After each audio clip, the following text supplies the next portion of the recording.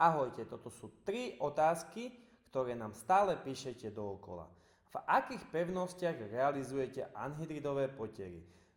Anhydridové potiery v stave EU realizujeme v pevnostiach od 25 do 35 MPa. Zabezpečuje to vysokú pevnosť, odolnosť a dlhodobú stabilitu podlahy. Takže máme tu druhú otázku. Aká je minimálna hrúbka potieru?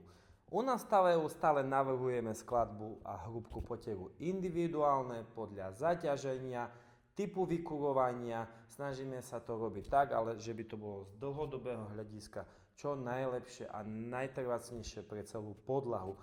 Pre potier Thermio Plus je minimálna hrúbka 2 cm, pri klasickom anhydridovom potieri je 3,5 cm. A máme tu poslednú otázku. Dá sa podlahové korenie inštalovať priamo na liatý polystyren? Áno, na náš produkt sa bude dalo realizovať podlahové vykurovanie priamo takrom. Tu nám môžete vidieť, že to poriadne drží. Budeme to realizovať v minimálnej pevnosti 150 až 300 EPS, takže nemusíte sa bať, že po natlakovaní podlahového systému trúbky vystrelia, alebo keď budeme realizovať potier, že to vypláva na povrch. Máte aj vy nejaké otázky? Ak áno, napíšte nám dole do komentára a možno vaše otázky vyriešime v ďalšom videu.